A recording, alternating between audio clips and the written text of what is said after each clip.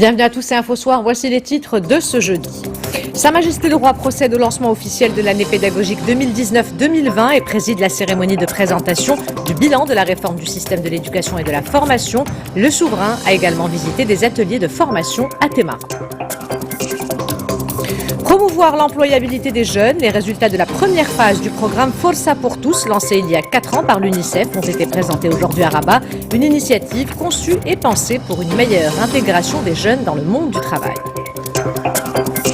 Nous découvrirons également 2 projets qui ont valu à leurs créateurs le prix de la meilleure entreprise junior 2019 dans le concours Injaz al-Maghrib, une version digitale du principe d'épargne marocain d'Art et des ateliers pour initier les enfants à la technologie de la robotique.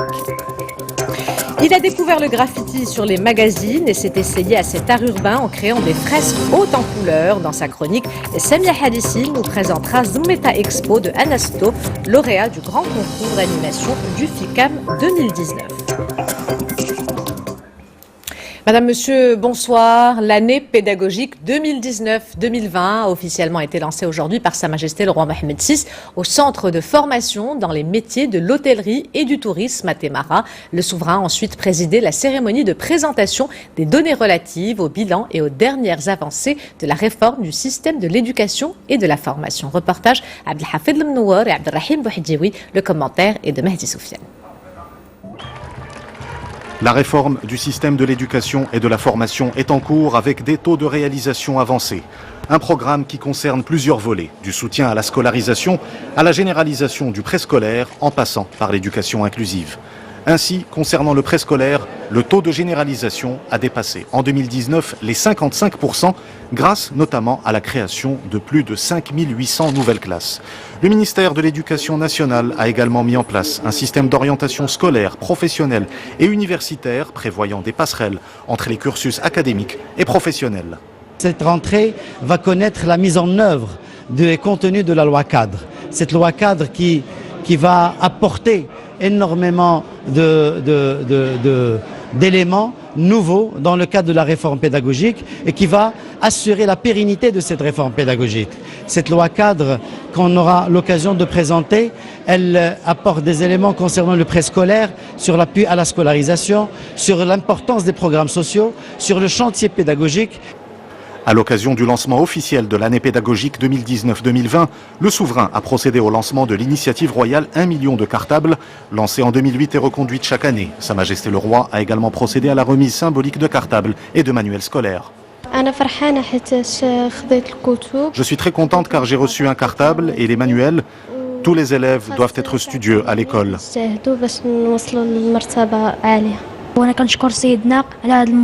Je remercie Sa Majesté le Roi, je suis très content.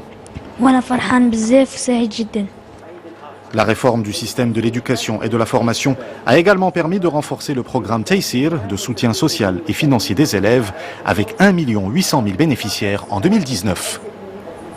Sa Majesté le Roi qui a aussi suivi un exposé sur l'état d'avancement du programme des cités, des métiers et des compétences. Ce programme lancé le 4 avril dernier prévoit une nouvelle génération d'établissements favorisant l'employabilité des jeunes et la compétitivité des entreprises. Ce projet prévoit la réalisation de 12 cités des métiers et des compétences, une pour chacune des 12 régions du royaume qui apporteront une capacité de 34 000 places pédagogiques avec un taux d'hébergement de 16%. Ce concept des cités des métiers repose sur 3 piliers fondamentaux, à savoir des espaces pédagogiques modernes, une ingénierie de formation actualisée et un capital humain valorisé. Et on l'a vu sur les images, Sa Majesté le Roi a également visité des ateliers du centre de formation dans les métiers de l'hôtellerie et du tourisme réalisés en partenariat avec la Fondation Mohammed V pour la solidarité. Promouvoir l'employabilité des jeunes, le programme Força pour tous, lancé il y a 4 ans, a été conçu et pensé pour une meilleure intégration des jeunes dans le monde du travail. Les résultats de la première phase de cette initiative lancée par l'UNICEF qui s'est étalée sur la période 2015-2019 ont été présentés aujourd'hui à Rabat. Reportage Youssef Lotfi et Essa Messoud, le commentaire est de Mamadou Dieye. Autrement appelé École de la deuxième chance, le centre Baïti de Casablanca est l'illustration d'un projet qui prépare le jeune à l'insertion socio-professionnelle, une satisfaction pour ses nombreux bénéficiaires. L'initiative s'inscrit dans le cadre du programme Força pour tous.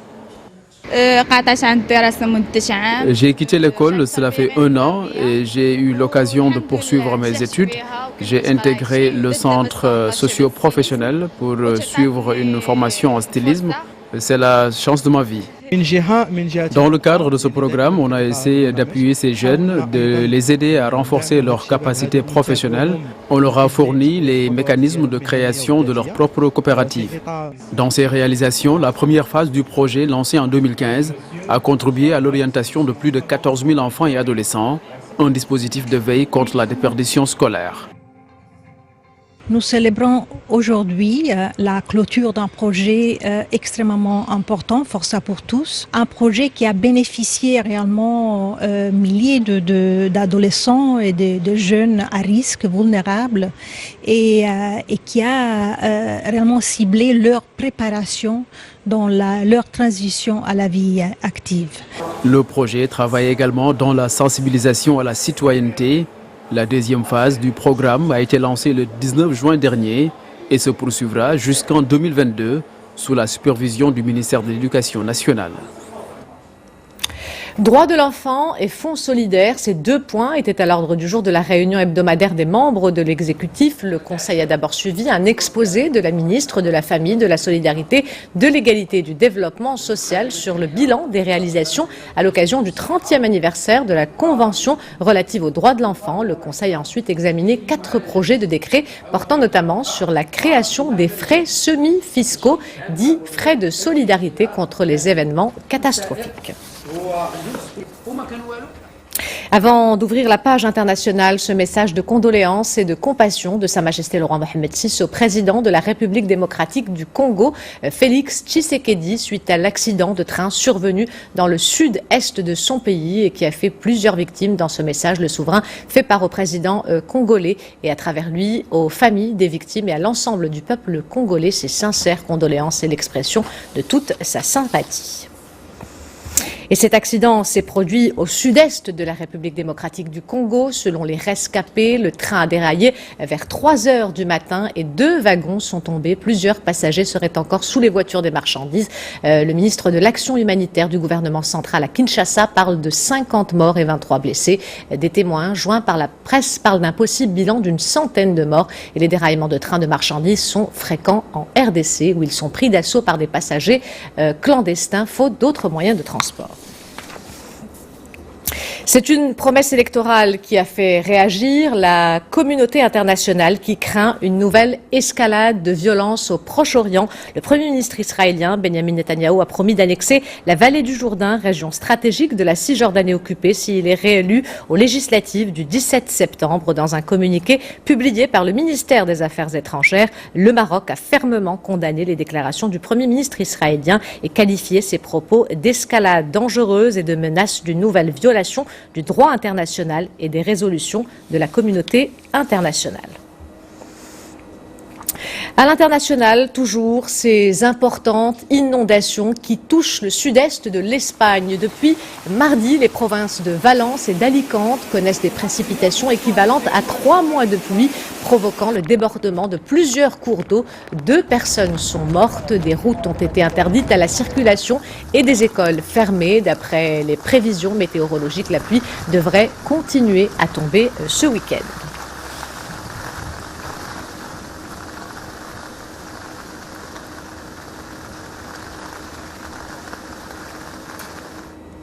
Et de fortes averses orageuses sont également prévues ce soir dans plusieurs provinces du royaume. Selon la direction de la météorologie nationale, sont concernées par ce bulletin spécial les provinces de Midelt, Figig, Boulmen, Rachidia. Les provinces de Jrada, Taourirt, Gersif, Oujda et Birken pourront également connaître des averses pendant la nuit. C'est une structure qui a pour objectif de prévenir et lutter contre les risques d'incendie et de préserver la santé des forêts. Le Centre national de gestion des risques climatiques forestiers, qui a ouvert ses portes en mai 2016, prévient et coordonne avec les différentes autorités pour une intervention efficiente. Avec 841 hectares ravagés par les feux l'année dernière, le Maroc reste l'un des pays les moins touchés dans la région Méditerranée. Reportage Jihen Doublali, le récit est de Oussama Bkhali. Lorsqu'un incendie se déclare, c'est ici que retentit l'alarme. Nous sommes à Rabat, au Centre national de gestion des risques climatiques forestiers. Sur les moniteurs et les écrans de projection, des cartes et des images satellites des différentes forêts du royaume. Elles sont constamment surveillées, en cette saison propice aux feux de forêt. Dès que nous recevons une alerte, nous commençons par établir un périmètre. Nous estimons sa dangerosité et déterminons sa localisation et les infrastructures menacées. Nous établissons ainsi un profil de l'incendie que nous communiquons aux autorités sur place. Assurant la coordination entre les différents acteurs lorsqu'un feu se déclare, ce centre inauguré en 2016 s'appuie à la fois sur le transfert d'informations, l'adaptation et la formation des capacités pour une gestion efficiente des incendies forestiers. Une fois que nous recevons les coordonnées du lieu de l'incendie, nous nous assurons de l'exactitude de cette information et centralisons toute donnée le concernant. Nous déterminons les risques liés à l'incendie en nous appuyant sur sa direction et la superficie menacée à travers des cartes de propagation, et c'est ainsi que nous pouvons assister les autorités sur place. Si cette décennie a vu une augmentation de 17% du nombre d'incendies par rapport à la décennie précédente, la superficie moyenne brûlée a reculé de 13%, faisant du Maroc l'un des pays les moins touchés du contour méditerranéen.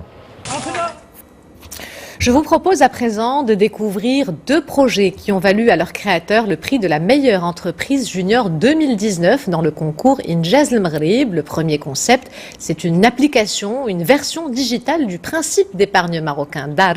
Le deuxième projet concerne les enfants de 7 à 12 ans et leur permet de découvrir les notions de la technologie de la robotique. C'est un reportage de Iman Warqa, le récit est de Salima Benabou.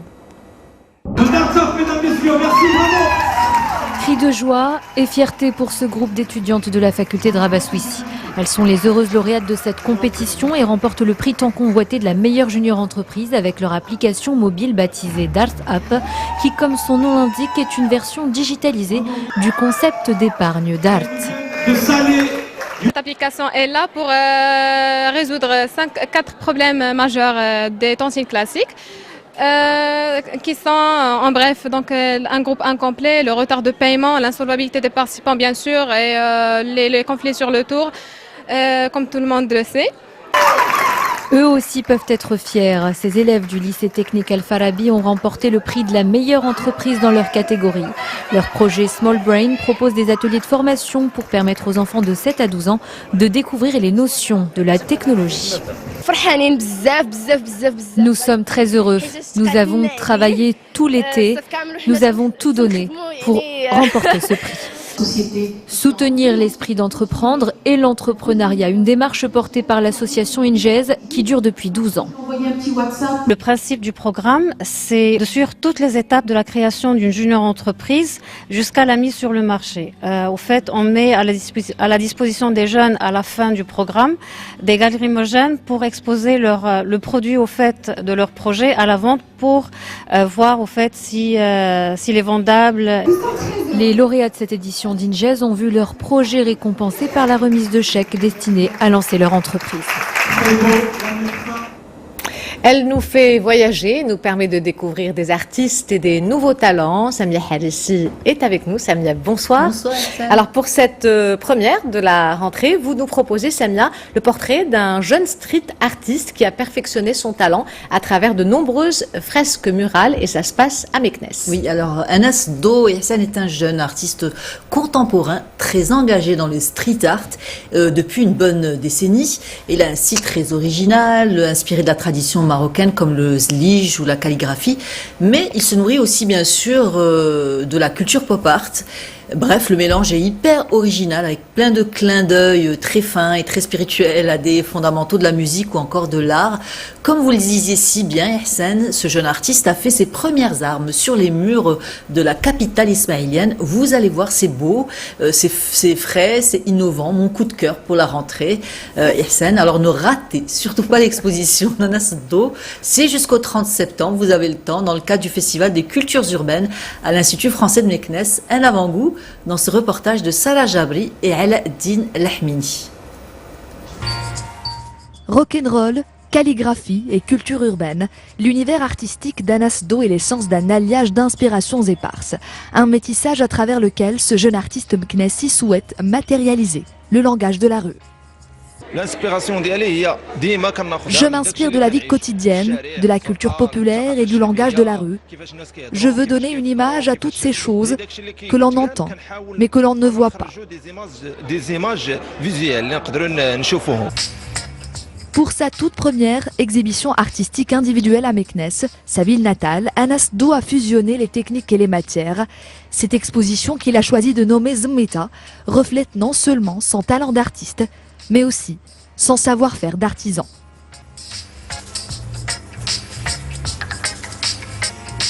ودرت واحد الانستيتو دي زارت تراديسيونيل قريت فيه الارتيزانا ولي موتيف ديال الارتيزانا ومنين خرجوا وشنو الاصل ديالهم وداكشي وديفلوبيت راسي مزيان من بعد ميكسيت ما بين الارتيزانا ولا لاغ تراديسيونيل ولاغ urbain. Ce qui est aussi intéressant, c'est que ce sont des artistes de street art, donc c'est des artistes des cultures urbaines, donc de la rue, on va dire, de la ville, qui vivent et qui expriment des choses à travers les murs de leur ville. Et moi je suis ravie en tout cas de prêter les murs de l'Institut français de Meknès pour trouver une poursuite et une légitimité artistique.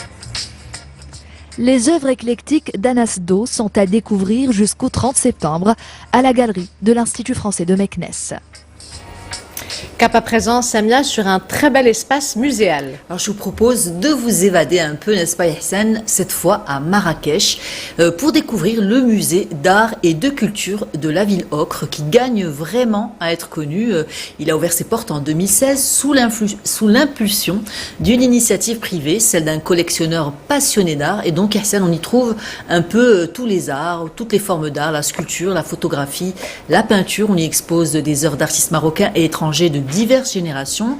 Un petit tour d'horizon dans ce reportage d'Isa Sharqi et Mohamed Chihima. On regarde. Né de la passion de ce collectionneur d'art, le MACMA a ouvert ses portes en 2016 à Marrakech. On y trouve toutes sortes d'expressions artistiques, des reliques, des œuvres d'art ou encore plusieurs photographies célébrant l'histoire du Maroc et son patrimoine dans toute sa beauté. Il y a une salle qui montre un petit peu le quotidien de l'homme dans l'histoire du Maroc. C'est la salle où nous sommes.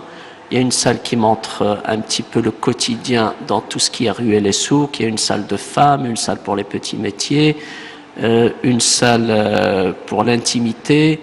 Et donc on montre des photographies de l'intérieur des maisons marocaines. C'est très très rare. On va dire qu'il a fallu attendre un petit peu le début du XXe siècle pour voir les premiers clichés photographiques des intérieurs. L'exposition permanente retrace l'histoire du Maroc depuis le 19e siècle à travers plus de 15 000 photographies exposées et archivées par le musée. Les clichés en noir et blanc émouvants et fascinants pris par les photographes étrangers ayant connu le Maroc d'antan n'ont pas manqué de séduire les visiteurs. Voir qu'il y a autant de personnes dans le monde qui sont venues au Maroc pour prendre des photos de ses habitants et de sa culture, cela m'impressionne vraiment. J'ai beaucoup adoré les photos. Chaque photo vraiment raconte une histoire de Maroc, peut-être qu'on n'a pas vraiment vécu avant. Je trouve que c'est vraiment bien de savoir tout ce qui s'est passé avant, d'avoir vraiment une idée de tout. Il y a même des villes vraiment qu'on ne connaisse plus, et vraiment tout a changé. Intitulée Tirage multiple d'un pays singulier, cette exposition couvre près de 100 ans d'histoire de la photographie au Maroc et offre aux visiteurs un voyage dans le temps et la variété culturelle du pays. Et on termine cette chronique, Samia, par votre agenda. Et c'est le grand retour des festivals, Ihsan, et pas des moindres. Demain et jusqu'au 22 septembre, les Casablancais ont rendez-vous avec la 19e édition du festival Boulevard. Et Tanjaz fête ses 20 automnes du 15 au 22 septembre dans la ville du Détroit. Et le festival international du film des femmes de Salé, c'est du 16 au 21 septembre. À Salé, et Jazz Oshela, véritable institution en matière de festival de jazz, c'est du 25 au 29 septembre à Rabat. Et enfin, l'artiste Hamid Douib expose du 17 septembre au 15 novembre à la Villa des Arts de Casablanca. Merci Samia et on se retrouve la semaine prochaine. Je vous propose à présent de revenir au lancement officiel de l'année pédagogique 2019-2020 par le souverain. Je vous le disais en ouverture de cette édition, Sa Majesté le Roi a présidé la cérémonie de présentation du bilan de la réforme du système de l'éducation et de la formation. Le souverain a également visité des ateliers du centre de formation dans les métiers de l'hôtellerie et du tourisme réalisés en partenariat avec la Fondation Mohamed V pour la solidarité. C'est un reportage de Jadda Berdan et Abdelalim Kawi, le récit est de Salima Benab. C'est une visite qui permet d'apprécier la qualité de la formation proposée au bénéfice des jeunes apprentis en hôtellerie et dans le tourisme, mais pas que. Elle souligne l'importance de former la jeunesse, tous secteurs d'avenir confondus, à l'image de ce centre réalisé en partenariat avec la Fondation Mohamed V pour la solidarité et inauguré par le souverain il y a 6 ans déjà. مركز لتكوين الشباب في مختلف الميادين. La Fondation a créé plus de 60 établissements de formation dans différentes filières, notamment dans le secteur du bâtiment, de l'hôtellerie, de l'agriculture. Et ces centres sont destinés aux jeunes pour leur permettre de s'insérer dans la vie professionnelle.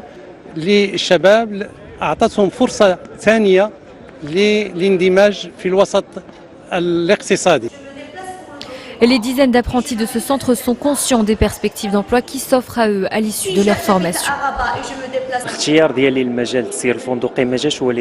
Je n'ai pas choisi l'hôtellerie par hasard. Mon choix a été dicté par le changement que connaît le Maroc dans ce secteur et les opportunités de travail qu'il offre. J'ai choisi cette filière parce que j'aime bien tout ce qui est en relation directe avec la clientèle. Et aussi, c'est un métier de bonne futur. Et le réceptionniste, elle doit avoir des qualités et des compétences. Former la jeunesse, c'est ce qu'ambitionnent les cités des métiers et des compétences, au nombre de 12, une pour chacune des régions et qui pourront accueillir 34 000 nouveaux apprentis. L'offre sera ainsi caractérisée par une palette de 12 secteurs offrant 449 filières de formation, dont un tiers seront nouvellement créés. 3 piliers fondamentaux, des espaces pédagogiques modernes, une ingénierie de formation actualisée et un capital humain valorisé. Les cités seront délivrées en 3 lots. Les 3 régions Souss-Massa, Laayoune, Sarkia El Hamra et l'Oriental verront ouvrir leurs cités à partir de la rentrée 2021.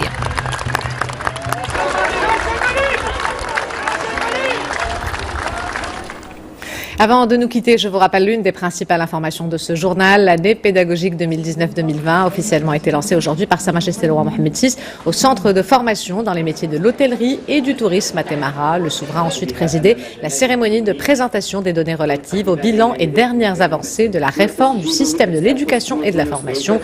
Et on vient de le voir, Sa Majesté le Roi a également visité des ateliers du centre de formation dans les métiers de l'hôtellerie et du tourisme réalisés en partenariat avec la Fondation Mohamed V pour la solidarité.